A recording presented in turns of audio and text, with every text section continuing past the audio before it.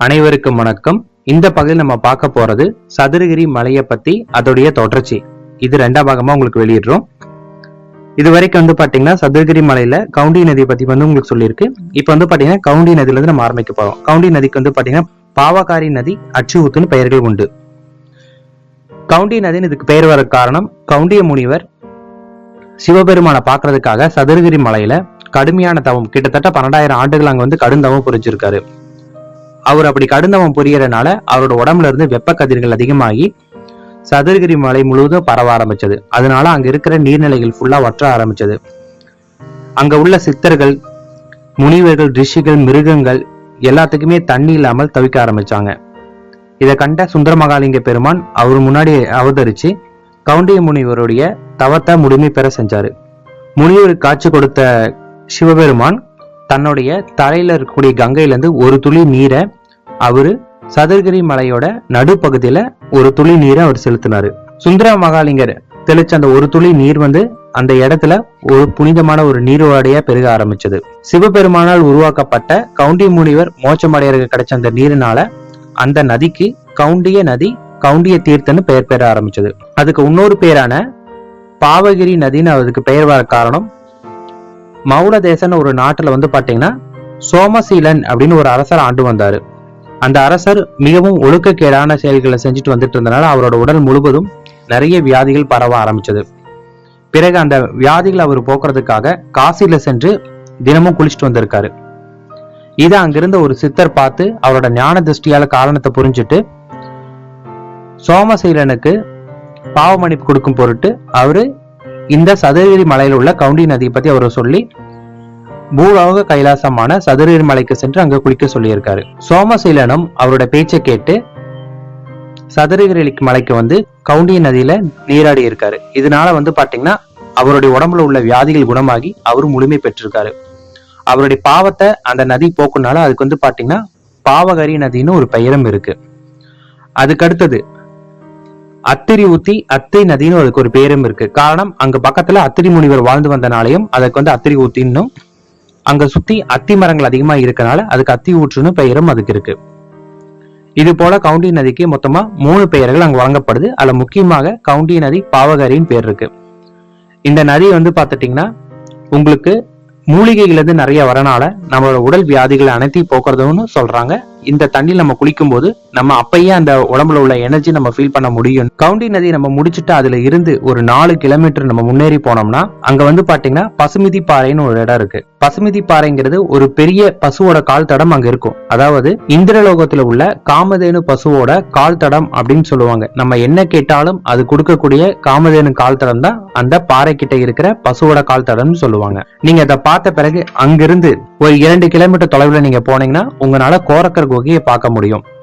அந்த கோரக்கர் குகையில இருந்து கொஞ்சம் கீழே நீங்க இறங்கி வந்தீங்கன்னா அந்த இடத்துல பாத்தீங்கன்னா கோரக்கர் மருந்து அரைக்கிறதுக்கு பயன்படுத்தின தொட்டி இருக்கும்.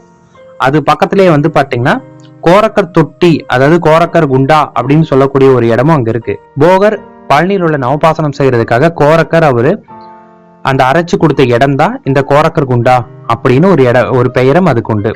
அவர் அங்கதான் பாத்தீங்கன்னா நவபாசனம் செய்யறதுக்கு தேவையான பொருட்களை அரைச்சு போகருக்கு உதவியதாகவும் வரலாறு சொல்லப்படுது. இதுல இருந்து உங்களுக்கு பாத்தீங்கன்னா வடக்கு திசையில பாத்தீங்கன்னா ஒரு குன்று ஒண்ணு இருக்கு, ஒரு குகை மாதிரி உங்களுக்கு இருக்கும். அந்த குகை பாத்தீங்கன்னா கொஞ்சம் ஆபத்தானதா இருக்கும். அதனால அந்த குகைக்கு போறவங்க கொஞ்சம் பார்த்து கேர்ஃபுல்லா போங்க.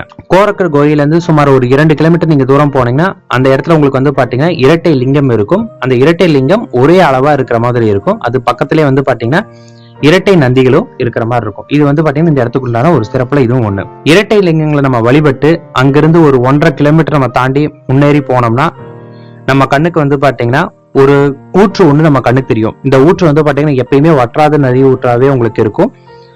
இந்த ஊற்று பக்கத்துல பாத்தீங்கன்னா வெண்ணாவல் மரம் இருக்கு. இந்த வெண்ணாவல் மரம் இருக்கிறனாலேயே இதுக்கு பாத்தீங்கன்னா வெண்ணாவல் ஊற்றுன்னு ஒரு பெயர் இருக்கு.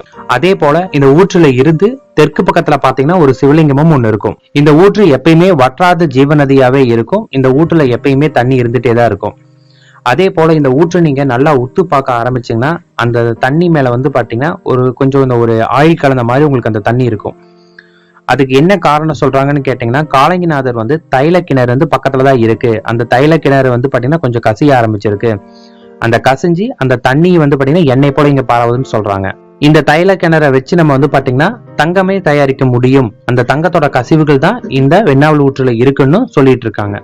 இதற்கான முழுமையான இதுதான் காரணம் அப்படின்னு சொல்ற அளவுக்கு இன்னும் எதுவும் கிடைக்கல. இதெல்லாம் வந்து பாத்தீங்கன்னா அங்க உள்ள மக்கள்கள் சொல்றது. ஆனா அந்த தண்ணியை நீங்க பார்க்கும்போது உங்களுக்கு வந்து பாத்தீங்கன்னா ஒரு விதமான ஆயில் கலந்து உங்களால பார்க்க முடியும். அந்த வெண்ணாவல் ஊற்றுல இருந்து ஒரு கிலோமீட்டர் தூரத்துக்கு நீங்க போக ஆரம்பிச்சீங்கன்னா அங்க வந்து பாத்தீங்கன்னா ஒரு வினோதமான ஒரு பாறை இருக்கும். இந்த பாறை வந்து பாத்தீங்கன்னா நாட்காலி பாறைன்னு சொல்லுவாங்க. இது வந்து பாத்தீங்கன்னா ஒரு சின்ன குழந்தை வந்து படுத்துட்டு இருக்கிறதுக்கு தகுந்த மாதிரி அந்த பாறைகள் இருக்கிற மாதிரி இருக்கும்.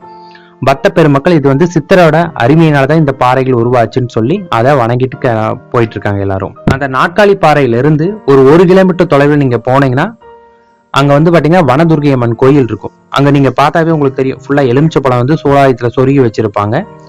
அங்க ஒரு தெய்வீக சிலை இருக்கும். நம்ம அதை வச்சு அதான் வனதுர்க்கை அம்மன் அப்படின்னு நம்ம தெரிஞ்சுக்கலாம்.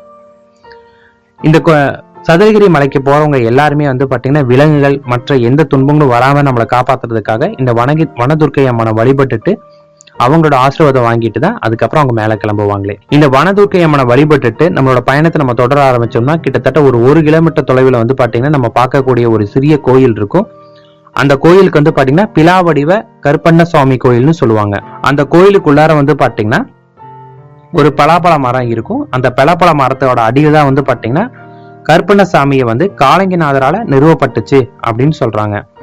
அருகிலேயே பேச்சியம்மன் சிவலிங்கமும் காட்சி தருது. சதுரகிரி மலையில மேல போய் சுந்தர மகாலிங்கரை தரிசிக்க நினைக்க பாருங்களோ, தரிசிச்சுட்டு கீழே தனிப்பாறை வர வரைக்கும் அவங்களுக்கு பாதுகாப்பு அளிக்கிறதே இந்த பிலாவடிவ கருப்பண்ண சுவாமிகள். அதனாலதான் மேலே செல்ற பக்தங்களும் மேல இருந்து கீழே வரவங்களும் இந்த கருப்பண்ணசாமி கிட்ட ரொம்பவும் பயபக்தியோட வணங்கிட்டு மகிழ்ந்துட்டு அவங்க அங்கிருந்து கிளம்புற மாதிரி இருக்கு. இந்த பிலாவடிவ கருப்பண்ணசாமி கோயிலுக்கு எதிர வந்து பாத்தீங்கன்னா கிழக்குல ஒரு நதி ஓடும். இந்த ஓடை வந்து பாத்தீங்கன்னா பிரம்ம தீர்த்தம் அப்படின்னு இந்த ஓடைக்கு பேர் இருக்கு. இந்த தண்ணி வந்து பாத்தீங்கன்னா எப்பயுமே மூலிகை கலந்த தண்ணியா இருக்கும். நீங்க வந்து பாத்தீங்கன்னா கொஞ்சம் மழை காலத்துல இந்த நீர் தீர்த்தத்துல நீங்க கொஞ்சம் தீர்த்தம் குடிச்சிட்டு போனீங்கன்னா உடம்புக்கு அவ்வளவு நல்லது. மிக்க நன்றி.